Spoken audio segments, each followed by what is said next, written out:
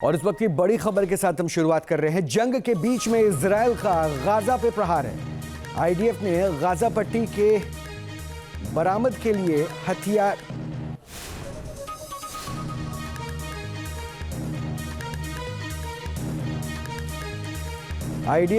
Gaza पट्टी से बरामद किए हैं हथियार। आतंकियों ने वेयर हाउस में छिपा कर रखे थे।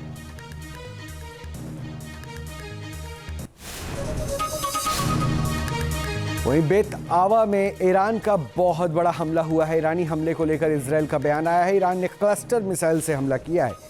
ईरानी हमले में 3 महिलाओं की मौत हुई है।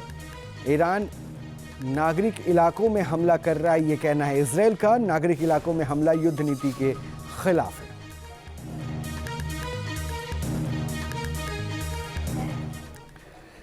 तो मॉडर्न वॉरफेयर में वॉर में क्लस्टर बम का इस्तेमाल किया जाना कई सवालों को खड़ा कर रहा है। इसे लेकर पहले से ही नियम बन चुके हैं, लेकिन उनका पालन ईरान नहीं कर रहा है। क्लस्टर बम्स को न्यूक्लियर वेपन से खतरनाक क्यों कहा जाता है और इसके इस्तेमाल को वॉर क्राइम क्यों माना जाता है? एक रिपोर्ट।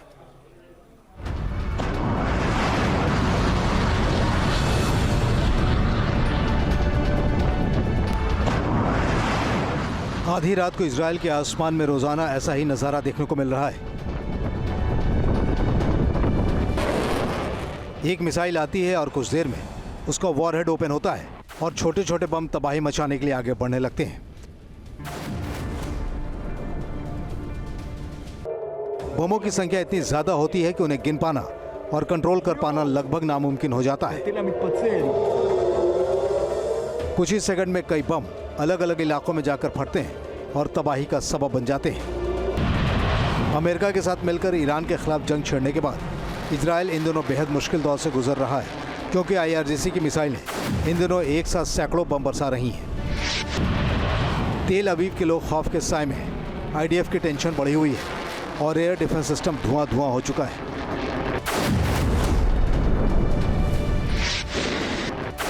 इस सब की वजह ईरान के क्लस्टर बम है। ऐसे बम जो दिखने में भले ही छोटे हों, लेकिन इनका असर इतना गहरा है कि इजराइल बुरी तरह जख्मी हो रहा है। और ये क्लस्टर बम जो मिसाइल से गिराए जाते हैं, जितनी ऊंचाई से ये गिराए जाते हैं, ये करीब करीब 8 से 10 स्क्वायर किलोमीटर एरिया, या यूँ समझिए 3 किलोमीटर बाई 3 किलोमीटर के एरिया में डाले जा सकते हैं।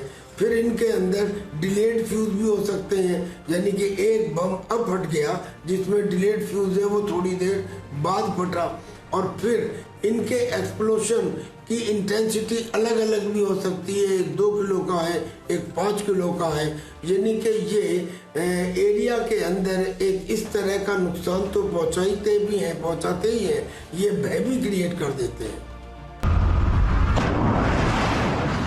क्लस्टर बम 4 तरह के होते हैं। इनमें पहला है एंटी पर्सनल क्लस्टर बम, जो इंसानों को निशाना बनाने के लिए डिजाइन किए जाते हैं। इनमें छोटे छोटे मेटल के टुकड़े होते हैं जो विस्फोट के बाद चारों तरफ फैल जाते हैं।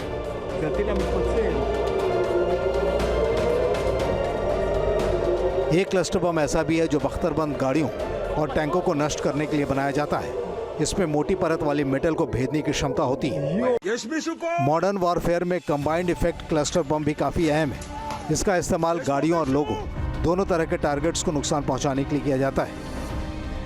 इसके अलावा इंसिडियरी क्लस्टर बम भी होते हैं जो आग लगाने के लिए डिजाइन किए जाते हैं। इनके जरिए इमारतों और जंगलों को तबाह किया जाता है। CMC यानी क्लस्टर म्यूनिशन कोalition के मुताबिक क्लस्टर बमों से 95% नुकसान आम लोगों को होता है। इसकी रेंज में युद्ध क्षेत्र में नागरिक और खासकर बच्चों को जान का खतरा रहता है। ह्यूमन राइट्स वॉच की 2023 की रिपोर्ट के मुताबिक 2022 में यूक्रेन रूस युद्ध में क्लस्टर बमों की वजह से 1000 से ज्यादा लोग मारे गए थे। इसीलिए इन बमों का इस्तेमाल वॉर क्राइम माना जाता है। क्लस्टर बम के विनाश को देखते हुए साल 2008 में क्लस्टर बमों को लेकर एक इंटरनेशनल ट्रीटी की गई थी। इस समझौते पर 100 से ज्यादा देशों ने दस्तखत किए। हालांकि ईरान और इजराइल समेत कई देश इस समझौते का हिस्सा नहीं है। यह हथियार कई दशकों से दुनिया के अलग अलग युद्धों में इस्तेमाल होता रहा है। मौजूदा जंग में भी ईरान लगातार क्लस्टर बम का इस्तेमाल कर रहा है, जिससे इजराइल में आफत बढ़ गई है। इन बमों का इस्तेमाल करना अगर हैबिटेड एरिया में जो आवासीय क्षेत्र है उसमें इस्तेमाल किए जाएं तो ये इंटरनेशनल ह्यूमैनिटेरियन लॉ का भी उल्लंघन है। और अगर इनको इनडिस्क्रिमिनेटली यानी कि अनुपातिक दृष्टि को छोड़ते हुए और पहचान की दृष्टि को छोड़ते हुए इस्तेमाल किया जाए तो वो भी गलत है। यानी कि इस दृष्टि से जो ईरान क्लस्टर बम इस्तेमाल कर रहा है ये लीगल नहीं है। ईरान बिना किसी रोक टोक के लगातार क्लस्टर बम दाग रहा है, इसीलिए कई सवाल भी उठ रहे हैं। अगर कोई देश क्लस्टर बम से हमला करता है तो ये युद्ध से जुड़े दो बड़े समझौतों का उल्लंघन करता है। पहला समझौता CCM यानी कन्वेंशन ऑन क्लस्टर म्यूनिशंस है। 30 मई 2008 को आयरलैंड के डबलिन में CCM समझौता हुआ था। इसे 1 अगस्त 2010 से लागू किया गया। CCM के तहत क्लस्टर बमों को बनाना, स्टोर करना, इस्तेमाल करना और खरीदना बेचना पूरी तरह से बैन है। दूसरा समझौता अंतर्राष्ट्रीय मानवीय कानून का उल्लंघन से जुड़ा है। जिनेवा कन्वेंशन के अंतर्राष्ट्रीय मानवीय कानून 1949 के तहत युद्ध में ऐसे हथियारों का इस्तेमाल करना गैर कानूनी है जो सैनिकों और आम लोगों में फर्क न कर सके। फिलहाल ईरान दोनों ही कानूनों का पालन नहीं कर रहा और इजराइल पर ताबड़तोड़ क्लस्टर बम बरसा रहा है। क्लस्टर बमों की लागत उसकी तकनीक पर डिपेंड करती है। आमतौर पर 155 मीटर आर्टिलरी शेल की कीमत करीब 42,000 से 2.5 लाख रुपए के बीच होती है, जबकि स्मार्ट क्लस्टर म्यूनिशन काफ़ी महंगे होते हैं। एडवांस टारगेटिंग तकनीक से लैस स्मार्ट 155 जैसे म्यूनिशन की कीमत करीब 73 लाख रुपए तक हो सकती है। क्लस्टर बमों को कई बार न्यूक्लियर बम से भी घातक माना जाता है। इसकी कई वजहें हैं। परमाणु बम एक पूरे शहर को तबाह करने की क्षमता रखते हैं, तो क्लस्टर बम एक एरिया में बड़ी तबाही मचा सकते हैं। परमाणु बम की तबाही का रेडियस 5 से 10 किलोमीटर तक होता है। क्लस्टर का दायरा 1 से 2 किलोमीटर के भीतर सैकड़ों धमाकों के साथ होता है।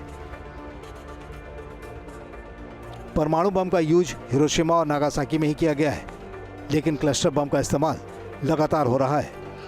परमाणु बम जब गिराया जाता है तभी उससे धमाका होता है, जबकि क्लस्टर बम कई बार लंबे वक्त तक दबे रहने के बाद भी फट जाते हैं। यानी एक बार ये बम कहीं गिर गया तो कभी भी बर्बादी का सबब बन सकता है। ईरान ने अपनी अटैकिंग पावर पर काफ़ी काम किया है। ख़ास तौर से टेक्नोलॉजी को उसने बेहद मजबूत किया है। क्लस्टर बम भी उसी टेक्नोलॉजी का हिस्सा है जो मॉडर्न वॉरफेयर में काफ़ी असरदार साबित हो रहा है। Team news nation.